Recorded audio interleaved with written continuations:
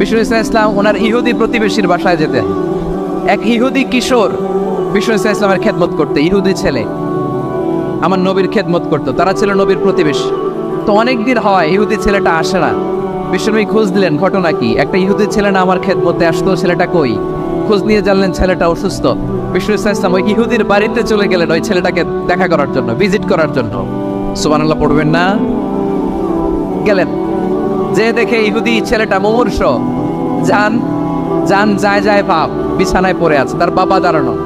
বিশ্বনবী তার মাথার পাশে বসলেন, মাথায় হাত বুলিয়ে দিলেন, আর ছেলেটাকে বললেন আসলিম, হে ইহুদি ছেলে আসলিম, ইসলাম ধর্ম গ্রহণ করো। তো ছোট্ট ছেলে ভাবে আমরা ইহুদি, এখন ইসলাম ধর্ম গ্রহণ করলে আব্বা যদি বকা দেয়, ফানাযারা ইলা ওয়াজহি আবি, ছেলেটা তার বাবার চেহারার দিকে তাকালো, দেখি আব্বা কি কয়। আব্বা যদি বলে তাইলে ইসলাম ধর্ম গ্রহণ করবো। ইহুদি ছেলেটা তার বাবার দিকে যখন তাকালো, ওর বাবা বলে আতিয়া আবুল কাসিম, আবুল কাসিম যা বলে তাই করো। আবুল কাসিম হচ্ছে বিষ্ণু ইসলামের একটা কুনিয়াত, উপনাম। আমার রাসূলের বড় ছেলের নাম ছিল কাসেম। যেমন দেখবেন আমাদের এলাকায় কারো ছেলের বড় ছেলের নাম যদি হয় আব্দুল্লাহ, এরা আব্দুল্লাহর বাপ বলে ডাকে। কারো বড় মেয়ের নাম যদি হয় ফাতেমা, এরা কি ডাকে? ফাতেমার বাপ বলে না? তো বিষ্ণু ইসলামের বড় ছেলের নাম ছিল কাসেম। ইহুদি বাবা বলল আতিয়া আবুল কাসেম, আবুল কাসেম যা বলে তাই শোনো, মানে মোহাম্মদ যা বলে তাই শোনো।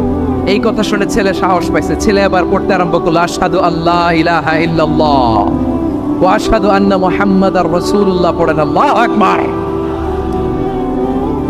বিশ্বনবীর আহ্বান শুনে ওই আহ্বানে সাড়া দিয়ে ইহুদি ছেলে শাহাদা পড়ে মুসলমান হয়ে গেল। তার হৃদয়টার ঈমানের নূর দিয়ে আলোকিত করে দিল কে? প্রিয় ভাইরা, এবার রাসূল সাল্লাল্লাহু আলাইহি ওয়াসাল্লাম বের হয়ে আসলেন ঘর থেকে, আর বললেন আলহামদুলিল্লাহিল্লাযী আনকাযাহু মিনান নার, প্রশংসা সে আল্লাহর যে আল্লাহ জাহান্নামে চলে যাচ্ছিল প্রায় এমন একটা লোককে মুহূর্তের মধ্যে কালেমায়ে শাহাদাতের বদৌলতে জান্নাতি বানায় দিলেন। আওয়াজ করে পড়েন সুবহানাল্লাহ। এই হাদিস থেকে আমরা কি শিখলাম? What is the moral of the story? এক নম্বর স্টোরি হলো, প্রতিবেশী ইহুদি হোক হিন্দু হোক, যাবেন, সুসম্পর্ক রাখবেন, উপহার দিবেন, বিপদে পাশে দাঁড়াবেন, তাইলেই তো আপনাদের প্রতি, মুসলমানদের প্রতি তারা আকৃষ্ট হবে, ঠিক কিনা বলেন? আপনি যদি হিন্দুদের সাথে বৌদ্ধদের সাথে নাই মিশেন, নাস্তিকের কাছে নাই যান, তো ইসলামের সৌন্দর্যটা ওরা বুঝবে কেমনে?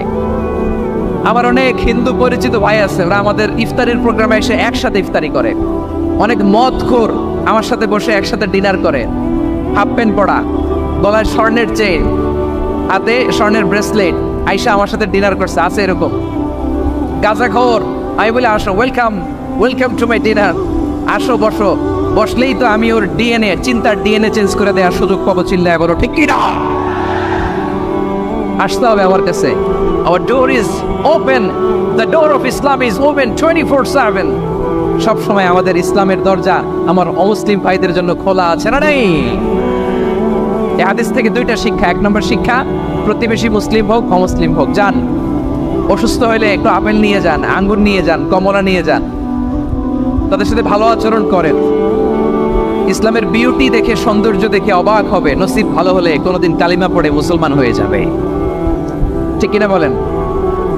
তাহলে অমুসলিমের সাথে ভালো সম্পর্ক। বিশ্বনবী ইহুদির বাড়িতে গেলেন, ইহুদির বাড়ি, আর আমার মুসলমান ভাই আমার কাফের বলে, এরকম আছে না নাই? মুসলিম মুসলিমরা দেখতে পারে না, সহ্য করতে পারে। বিশ্বনবী সাল্লাল্লাহু আলাইহি ওয়াসাল্লাম ইহুদির বাড়িতে গেলেন, এটা একটা শিক্ষা।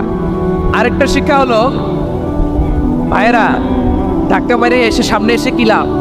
প্রোগ্রাম তো শেষ হচ্ছে, এখনই শেষ হচ্ছে। তো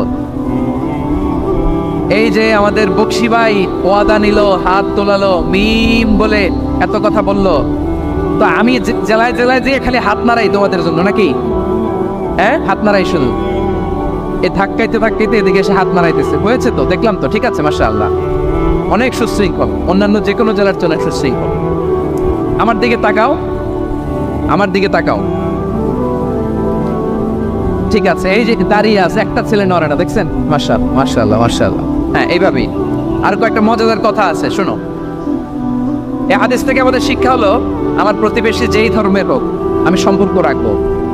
অসুস্থ হলে যাব, কি বলেন ভাইরা? যাবেন না? যাবেন না আপনারা?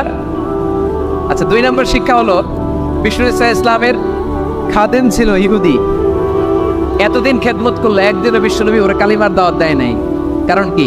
বিশ্বনবী একটা ভালো সময়ের অপেক্ষা করতেছিলেন, প্রপার টাইমিং।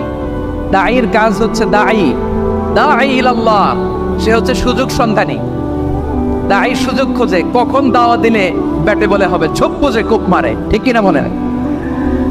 বিষ্ণু ইসলাম ভালো সময়ের অপেক্ষা করতেছিলেন, দেখি ভালো সময় আসুক আসুক আসুক আসুক। আস্তে আস্তে এমন সময় আসছে, ছেলে এবার মুমূর্ষ। অসুস্থ ব্যক্তির হৃদয় অত্যন্ত নরম থাকে। হসপিটালে যখন কেউ যায় তার হৃদয়টা বড্ড নরম থাকে, মৃত্যুর ভয়ে তার অন্তরটা নরম থাকে, ঠিক কিনা বলেন? এই প্রপার টাইমিং এর অপেক্ষা করতেছিলেন। যখনই টাইমিং পেয়েছেন, দাওয়াত দিলেন, পড়ো লা ইলাহা ইল্লাল্লাহ, সুবহানাল্লাহ পড়েন সবাই। তাহলে ইসলাম অমুসলিম প্রতিবেশীর সাথে ভালো আচরণ করতে বলে। ইসলাম অমুসলিম মাতা পিতার সাথে ভালো আচরণ করতে বলে।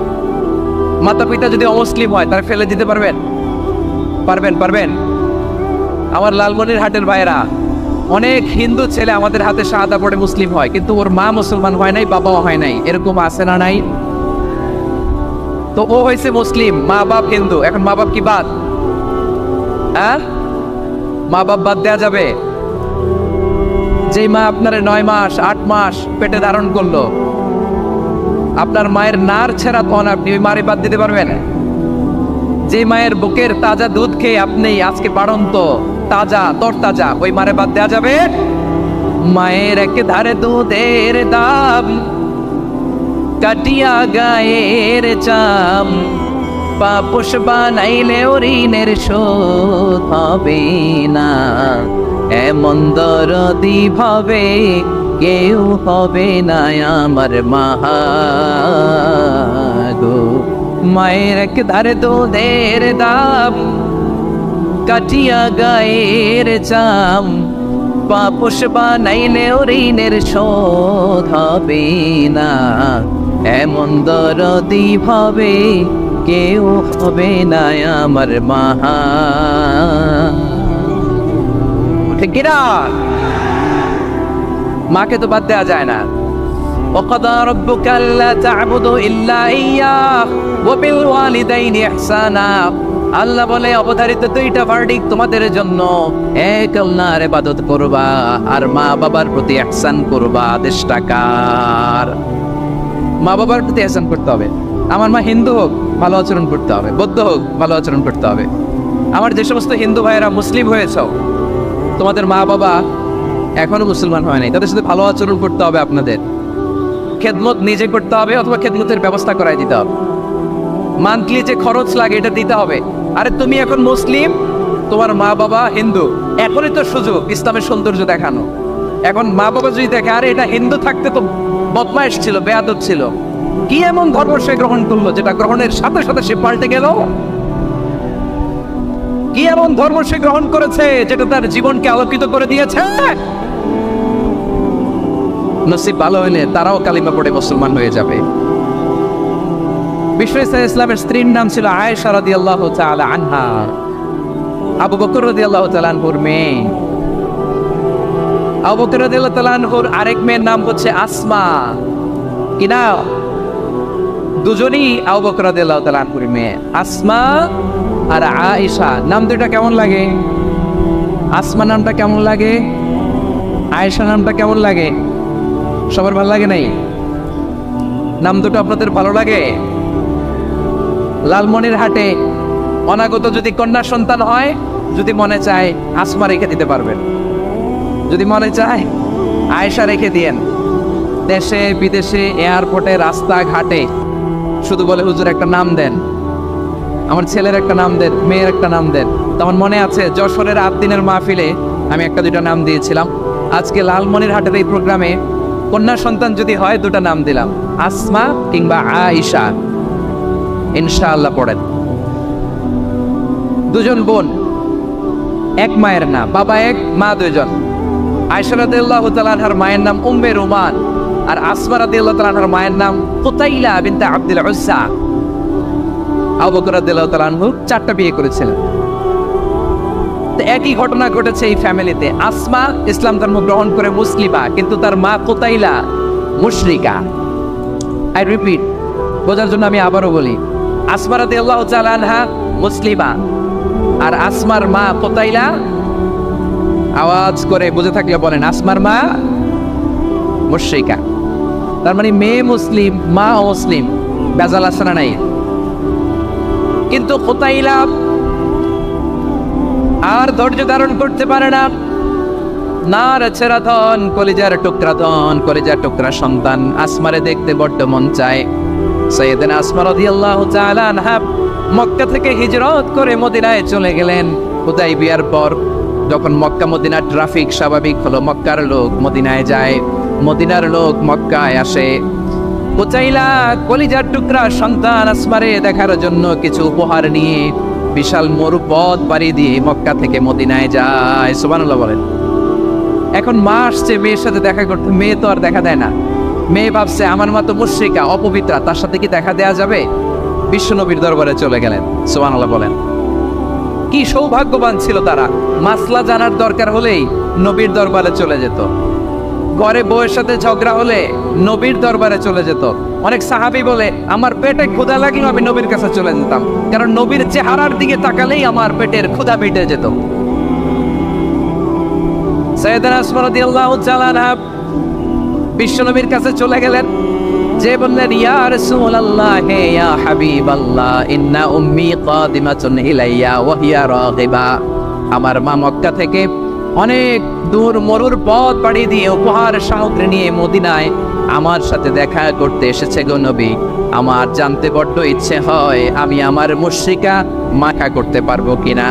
আফা আসিলুহা, আগে যেমনি আমি আমার মায়ের সাথে ভালো আচরণ করতাম, যেমনি আমি আমার মায়ের সাথে সদাচরণ করতাম গো নবী, এখন আমি মুসলিমা, মা মুশরিকা, এখনো কি আগের মতো সদাচরণ করতে পারবো নাকি?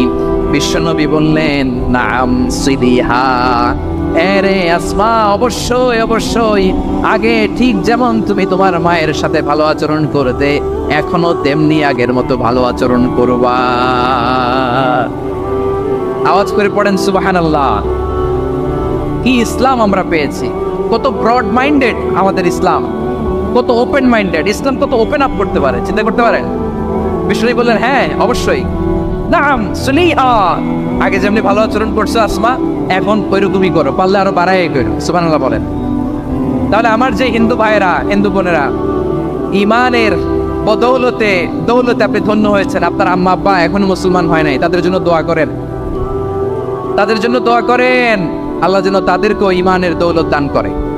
আমরা সবাই পড়ি আমিন, আরো জোরে পড়েন আমিন। এখন বলেন ইসলাম কি ন্যারো মাইন্ডেড রিলিজিয়ান না ব্রড মাইন্ডেড? লালমনিরহাটের যুবক ভাইরা আওয়াজ করো, ইসলাম কি ন্যারো মাইন্ডেড না ব্রড মাইন্ডেড?